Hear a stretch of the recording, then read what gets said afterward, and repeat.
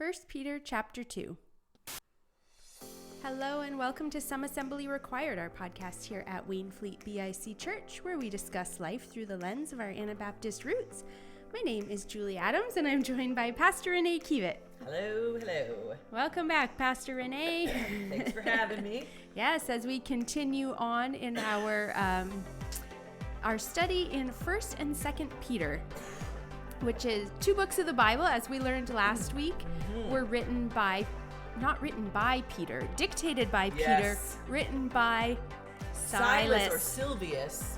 Yes. I mean, I'm probably saying that wrong. Yeah, and then circulated around. This was a circular letter that we learned last week, and several chapters in it. And there were two letters. Are 1st and 2nd Peter different letters, or are they the same letter? I think they're two separate letters. Okay, good. I need to do a little bit more work on that then, don't I? That's a good I was just curious why they would have made it two books. Yeah. But I hear you. That could have been in later, like even how they books of the Bible have different chapters. Yeah.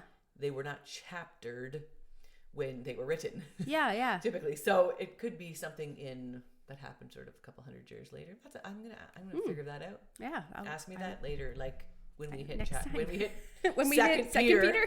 Then I hopefully will have a good answer for you. Okay, sounds good. I love I love that you often ask me questions I don't know. I thought, oh yeah, I'm not sure about that answer. Lots of things sort of you come across when you're reading. I love the research part of preparing for a message, and learning all sorts of things. And specifically in this chapter, we are going to talk about, or we did talk about, but the fact that, spoiler alert, Jesus maybe wasn't a carpenter like we thought he was. I know. It sounds a little bit crazy out loud. It does sound a little crazy out loud. We rarely talk about that. And so that would also apply to his father, Joseph. So I learned I learned this when I was doing the Bible recap, reading through the Bible recap, and studying with Tara-Leigh Cobble, who she's great. You can also get that on YouVersion app. I know some of people listening are probably following with us in our reading plan here at the church. And so we did this 1-year reading plan with some friends, and Tara-Leigh Cobble said, I just want you to know that the word to describe, and don't worry, I'll get to why it matters, to describe Jesus' work is the word tekton. It's a Greek word, and it actually means craftsman or artisan. And if you look at so as craftsman and artisan, but in English we translated carpenter. Yeah. Meaning builder. And so I think growing up, I always thought, okay, a carpenter is someone who works with wood. Yes. They're like framing a house, or they're doing drywalling, trim, and right? We have wood in our minds. But actually, if you look, this was my aha with Tara-Leigh Cobble.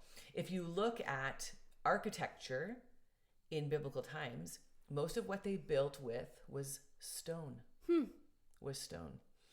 I know. Well, that is new information, but I'm also glad that Jesus' identity wasn't tied up in being a carpenter.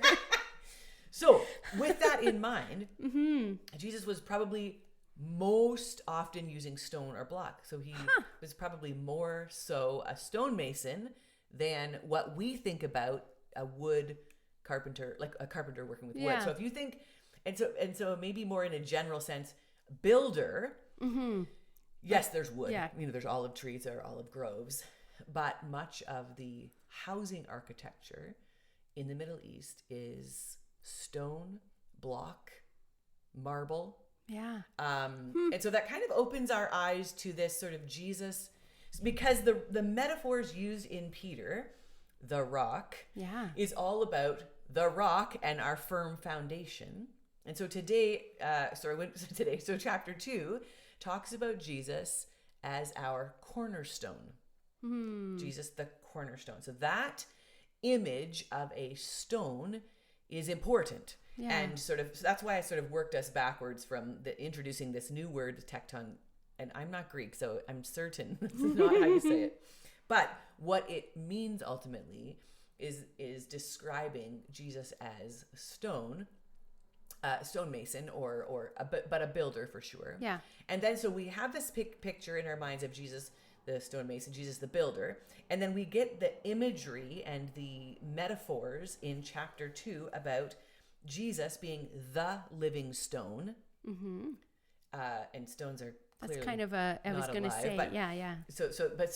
But he is the sort of the stone, the base, the foundation of our lives as followers of Jesus. And so the description that Peter uses in verse 4, it says, but you come to him. So you, like that's you and me, like followers of Jesus, come to him, the living stone.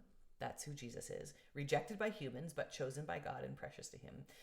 And then later it talks about Jesus as a chosen and precious cornerstone. And so I did some research about cornerstones because I am not a builder in any.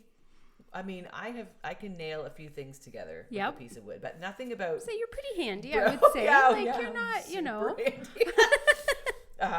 But so I phoned a friend. Yeah. Dwight, who is a mason. He's a mason by trade. And I said, do we like in nowadays language, do you use cornerstones? Like, is that really a thing?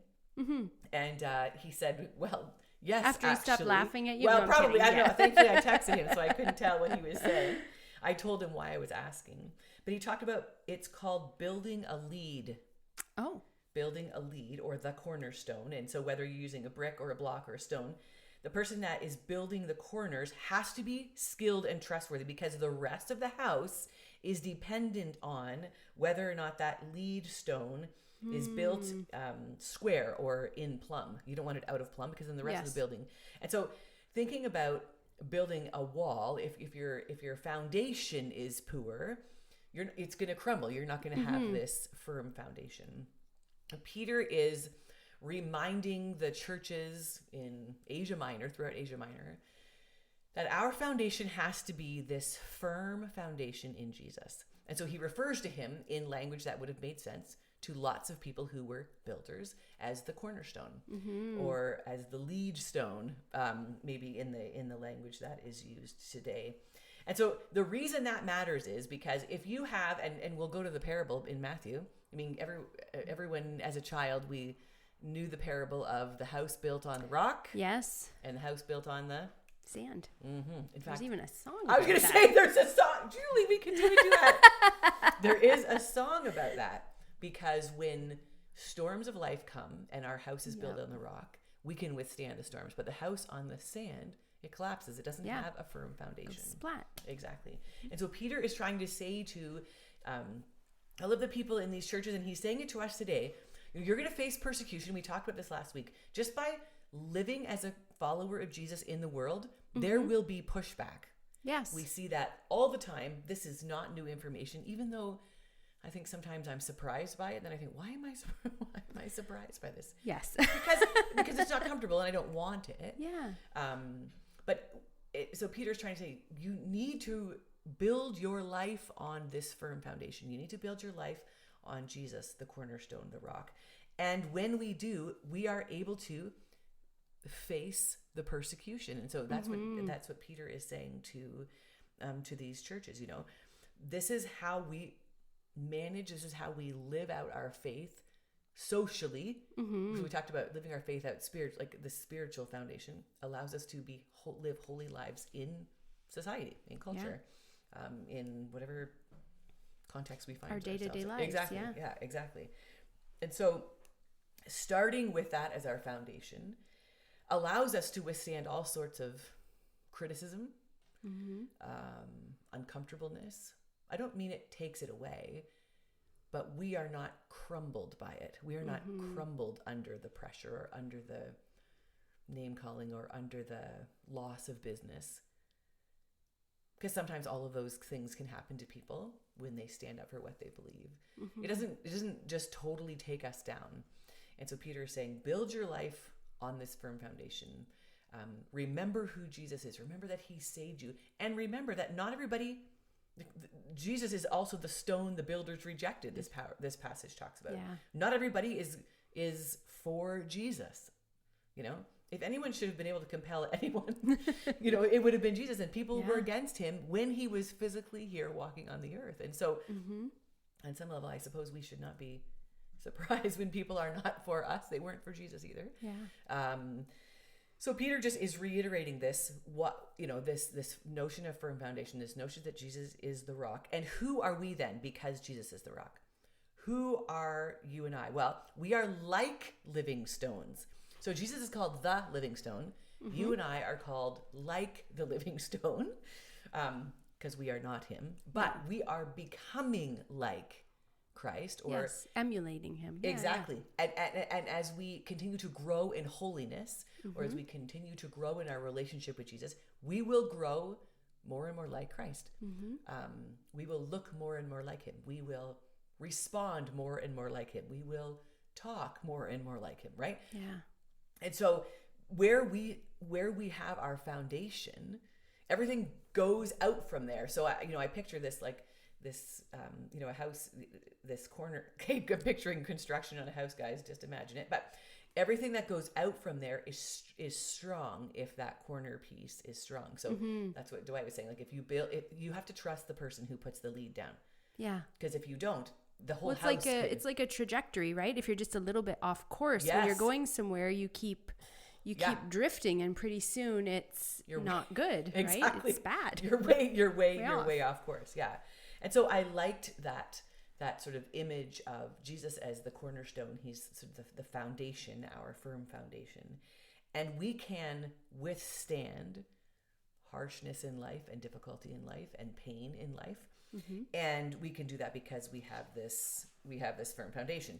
But it's the identity piece to me that is critical. When I know who I am because of Jesus, I don't actually have to always defend myself.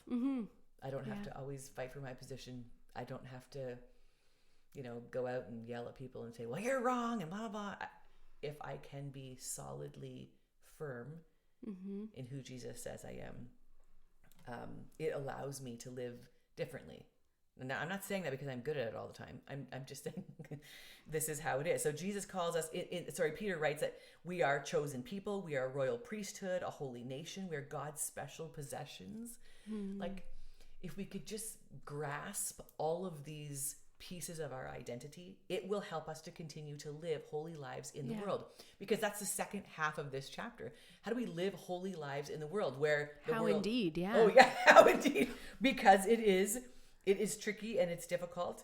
But it is the example to the world. And so verse 12 says, live such good lives.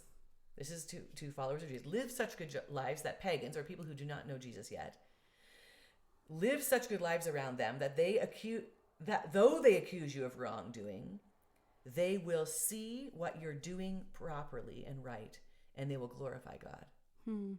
So in order to live in the midst of a world that is not for us, and in a world that is sometimes violently against us, we have to have this firm foundation. We have to have our identity so solidly in the Lord that we are able to stand, because scripture tells us that when we do live godly, holy lives, whatever word you want to say there, we will allow other people to see God in us.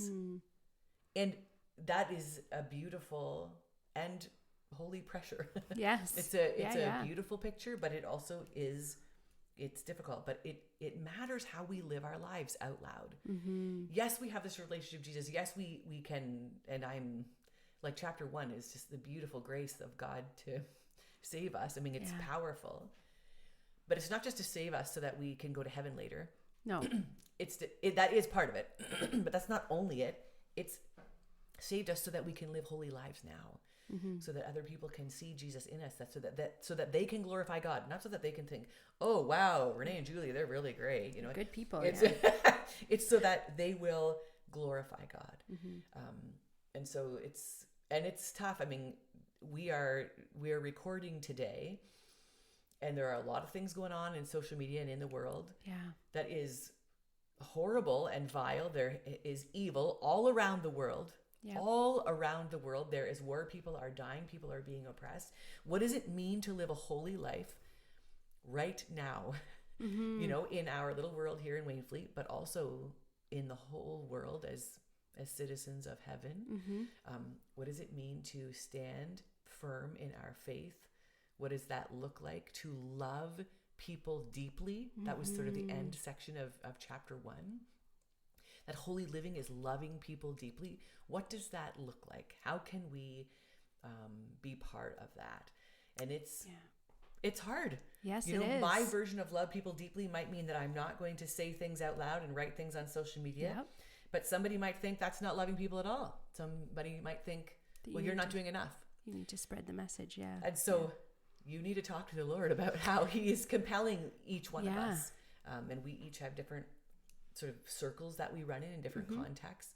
How will you love each other deeply and live a holy life in the context that you are in, so that we can show people who Jesus is, so that we can stand firm in the midst of pain and in the midst of suffering and difficulty?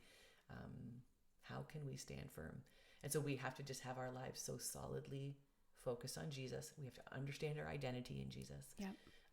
And Peter was saying to these Gentile Christians, you know, it's not just the Jews who are a holy priesthood loved by God. We are now too. So let's claim this identity so that we can live with this firm foundation and live our faith out loud in the world. Just so easy like that. But you know what? It's hard. It is hard. Yeah. You know, as we sort of wrap up, I think I just want to say there wasn't an easy time. It wasn't easy for Jesus. It wasn't easy for his disciples. It will not be easier to live out our faith tomorrow than it is today, probably. But when we are firmly grounded in the Lord, when we understand, when he is our cornerstone, when he is our firm foundation, we have the ability to say something we've never said before, or keep our mouths closed when we need to keep our mouths closed, or to love someone deeply who disagrees with us or who we disagree with. The Lord can help us do this, and we just have to pray fervently and study the word and be growing in our faith so that we can stand. Thank you, Pastor Renee. That was a good challenge to end on and a good reminder. If you'd like to get in touch with Pastor Renee, you can reach her at renee@waynefleetbic.com. My email address is julie@waynefleetbic.com, and we look forward to continuing through this series together. Have a great week.